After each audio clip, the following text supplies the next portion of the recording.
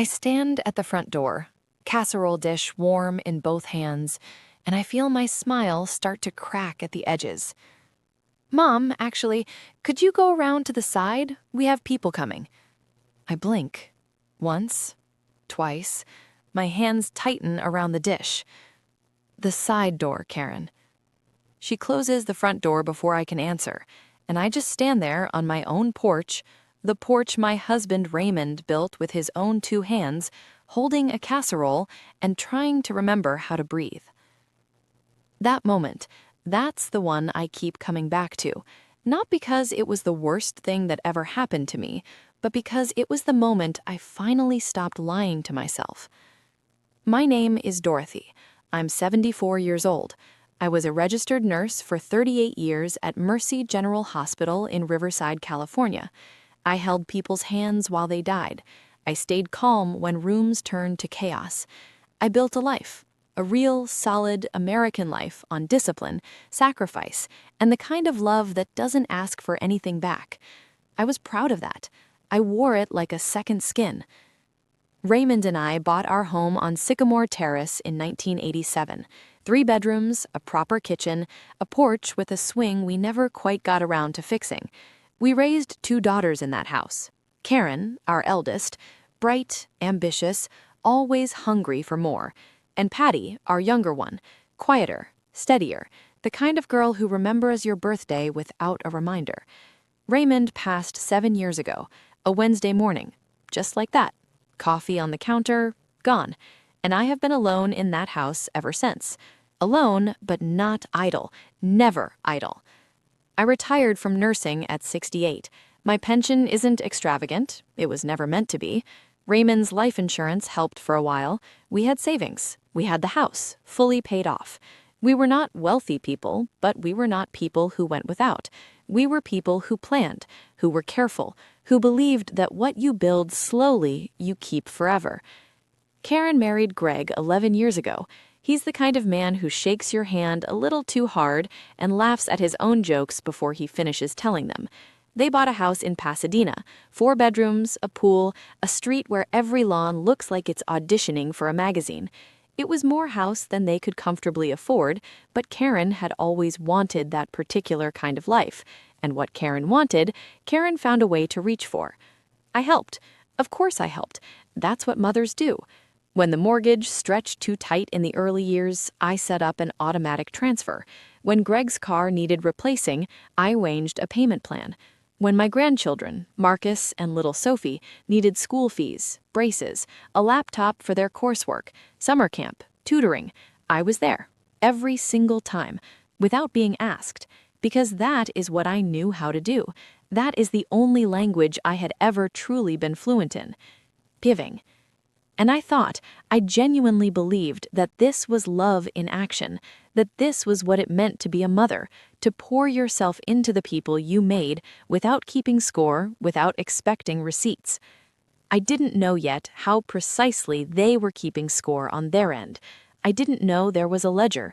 I didn't know what I would find when I finally looked at mine. But that morning, standing on the side of my own daughter's house, using the door that faces the neighbor's fence, the one with the recycling bins, something shifted in me. Quiet, almost imperceptible, like the first millimeter of a crack in a wall you thought was solid. I went inside through the side door. I set the casserole on the kitchen counter. I smiled at Greg when he passed through to get a drink.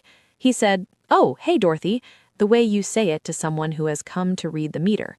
I watched Karen move through her house, my daughter, in her carefully pressed blouse, with her highlights fresh and her nails done, and I thought, when did I become the person she tolerates? Not the person she loves, not the person she calls first with good news, the person she tolerates, the person she redirects to the side entrance so her neighbors don't have to see the old woman with the Tupperware and the sensible shoes. I drove home in silence that evening, 40 minutes on the freeway, hands steady on the wheel, face completely still. Raymond's photo is on the mantelpiece when I get in. I look at it for a long time. And then I sit down at the kitchen table and I open my laptop. I don't know exactly what I'm looking for. but I start clicking through my bank statements, the ones I haven't looked at closely in years, because the transfers were automatic, set up and forgotten, running quietly in the background of my life like white noise. I find the first one, then the second, then I keep scrolling, and I feel the room go very, very still around me. Because what I am about to discover will not just break my heart, it will change every single thing I thought I understood about love, family, and what my life has actually been worth. If you're feeling this story in your chest right now, please subscribe and stay with me. What comes next will floor you. I don't sleep that night. I sit at that kitchen table until the kitchen goes from dark to gray to the pale, watery gold of a riverside morning, and I keep scrolling, keep clicking, keep counting. My reading glasses fog a little. I don't know if it's from the heating or from the fact that I am crying without realizing I am crying until a tear drops onto the back of my hand and I look at it like it belongs to someone else. 89 automatic payments, then 93. Then I have to check 3 times because my mind keeps refusing to accept it. 97. 97 separate monthly automatic payments leaving my accounts, all connected in one way or another to Karen and Greg's household. The mortgage supplement I set up temporarily in 2019, still running. 2 car loans, Greg's silver SUV and Karen's leased sedan, both in my name, payments drawn directly from my pension deposit. Property tax, home insurance, health coverage for all 4 of them, Karen's real estate license renewal fees, Greg's gym membership, Greg's country club dues, a country club? Every month on my pension, private school tuition for Marcus and Sophie, braces, tutoring, summer camp, grocery delivery, lawn service, pool maintenance, cable, internet, 3 streaming subscriptions. 97 reasons I have been eating reheated soup for dinner 4 nights a week, while my daughter hosts dinner parties in a house I have quietly been paying to keep the lights on inside. I close the laptop. I press both palms flat on the table. I breathe. Then I pick up my phone and I call Linda Marsh. Linda has been my banker at First Pacific Trust for 19 years. She knows my account the way a doctor knows a long-term patient, the patterns, the rhythms, the things that don't look right. When she picks up and hears my voice, she doesn't say good morning. She says, "Dorothy, what's happened?" I exhale slowly, phone pressed hard against my ear. "Linda, I need you to pull everything, every automatic payment out of both accounts. I need to see it all in front of me. And I need to know, is there anything on my accounts I didn't personally authorize?" A pause on the line. Then quietly, "Dorothy, there's something I've been meaning to call you about." That is the second crack, wider than the first. Linda tells me carefully, in the measured tone of someone delivering news they have been dreading, that 3 weeks ago an inquiry was made against the deed of my home on Sycamore Terrace, a home equity loan application, substantial, filed not by me, but listing me as the applicant. My name, my address, my property. I don't speak for a long moment. My hand finds the edge of the table. I hold it. "Who filed it, Linda?" She can't confirm everything over the phone, but she tells me enough. She tells me to come in. She tells me not to make any transactions until I do. And she tells me, gently, carefully, to consider speaking to an attorney. I sit with that information for 20 minutes. I don't panic. I have worked enough emergency rooms to know that panic is a luxury you cannot afford when something is truly wrong. I move through it the way I always moved through the worst nights on the ward, slowly, deliberately, one thing at a time. But inside I feel something I have not felt in a very long time, a cold, clean fury, the kind that doesn't shout, the kind that decides. I drive to First Pacific Trust that same morning. Linda meets me at the door herself, a small gesture that tells me more than any words could about how serious this is. We sit in her office with the blinds half drawn, and she lays it out in front of me. The home equity loan application, the paperwork, my signature, Except it is not my signature. The loops are wrong. The pressure is wrong. Raymond always said I signed my name like I was staking a claim, strong and leftward. This signature leans right. It is close, but it is not me. I look at Linda across the desk and my voice is very quiet. Someone forged this. She holds my gaze and nods once. Yes, that's what it looks like, Dorothy. Yes. I cancel everything that morning. All 97 payments suspended, frozen, ended. Linda locks both accounts, adds fraud alerts, removes every third-party access that was ever granted. I watch the screen as she does it, and I feel, not relief, not yet, something rawer than that. Something that feels like standing in a room you've lived in your whole life and finally seeing the walls for what they actually are. That evening, I'm sitting in my kitchen when my phone starts buzzing. Karen. I watch her name light up the screen 4 times. I don't answer. Then Greg twice. Then Karen again. Then a text. Just 4 words. Mom, call me please. I set the phone face down on the table. 2 days pass. I don't sleep properly. I eat because I am a nurse and I know what happens to the body when you don't. I walk the perimeter of the house Raymond built. I touch the walls. I tried to remember who I was before I became the woman at the side door. Then, on the 3rd evening, there is a knock at my front door. Not the side door, mine. I open it and find Marcus standing on the porch. My grandson, 19 years old. Raymond's eyes in a younger face. He looks like he hasn't slept either. He stands there, hands in his jacket pockets, jaw tight. Grandma, I need to tell you something, and I need you to know I had nothing to do with it. None of it. I open the door wider, and I let him in. What Marcus tells me next, sitting at my kitchen table under the overhead light, changes the shape of everything I thought I already knew. I thought discovering the payments was the worst of it. I was wrong. My phone buzzes on the table between us. I look down at the screen, and my blood runs absolutely cold. The text on my phone is from an unknown number. Just one line. The loan papers are being resubmitted tomorrow. Different bank. Don't let her stop it. I look up at Marcus. He looks at the phone, then back at me, and I watch something move across his face. Shame, relief, and a kind of desperate courage all at once. He reaches into his jacket and places a folded piece of paper on the table between us. Dad printed this. I found it in the home office recycling bin 3 days ago.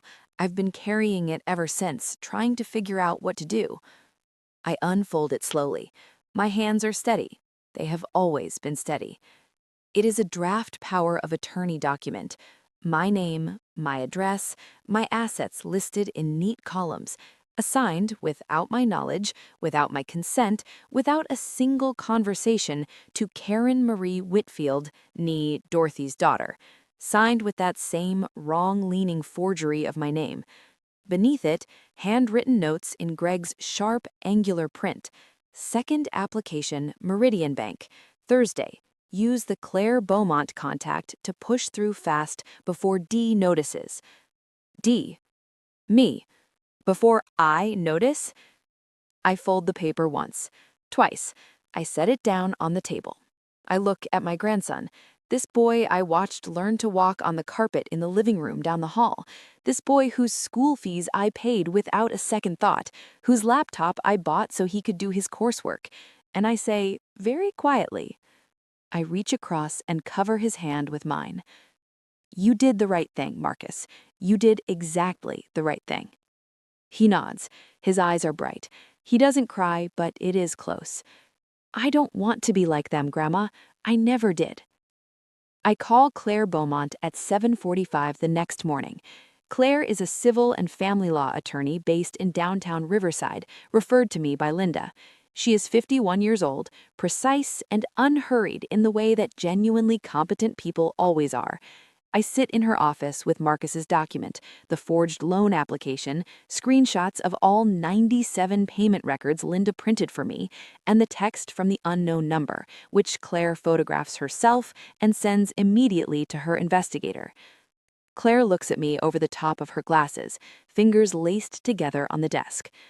Dorothy, what they've attempted here is criminal fraud, forgery of a power of attorney, fraudulent loan application, financial exploitation of a vulnerable adult. This is not a family disagreement. This is a felony. I meet her eyes without blinking. Then treat it like one. By Thursday, the day Greg's notes said the second application would be pushed through at Meridian Bank, Claire has already contacted them directly. The application is flagged before it clears the first desk. A fraud hold is placed. By Friday, a cease and desist order is filed. By the following Monday, criminal fraud charges are formally submitted based on the forged documents. A legal trust is established around my home and remaining assets, the house on Sycamore Terrace, my savings, my pension, walled off, protected, mine. The fallout hits Karen and Greg's household like a slow avalanche. The mortgage supplement stops.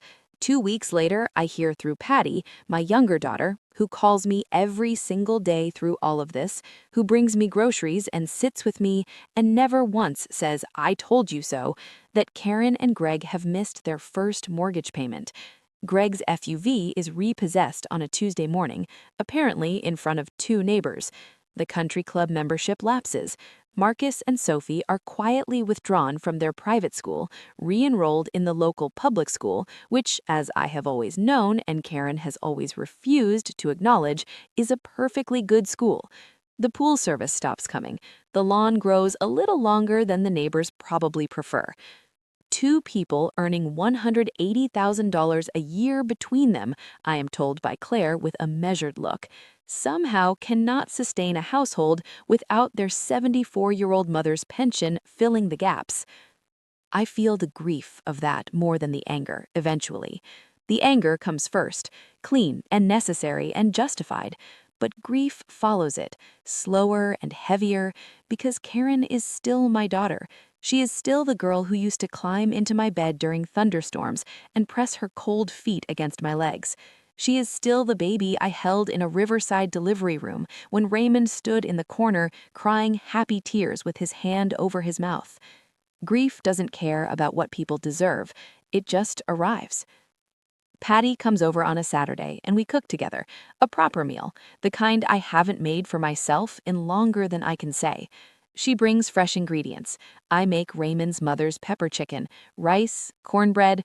We eat at the kitchen table and we talk for 3 hours, not about Karen, not about Greg, about Patty's work, Marcus's plans to study engineering, a film we both want to see. The ordinary texture of a life I had quietly let go of while I was too busy holding everyone else's together. About a month after everything breaks open, Karen calls. I almost don't answer, but something, instinct, or maybe just the part of me that is still her mother, makes me pick up. Her voice is thin, stripped of her usual confidence, just a woman, ashamed. "Mom, I don't know how to start this." Then start at the beginning, Karen. She talks for a long time. She doesn't make excuses, or when she starts to, she stops herself and starts again. She talks about how the life she and Greg had built felt like something she constantly had to defend, to maintain, to perform. How the money I sent made it easier to not look at what wasn't working. How she had told herself for years that I didn't mind, that I had enough, that this was just how our family functioned. She says she's sorry.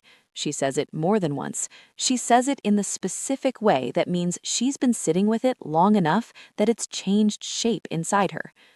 I listen. I do not rush her. I do not perform forgiveness I don't yet fully feel. When she finishes, I take one slow breath. I love you, Karen. I will always love you. But love is not a blank check, and I am not the side door of your life. I am your mother, and I am finally going to act like it. She is quiet for a long moment. I know, Mom. I know. We don't resolve everything on that call. We won't resolve it quickly, but the door is open a crack, not thrown wide, not forced, just ajar. The way healing actually works, slowly, honestly, on both sides.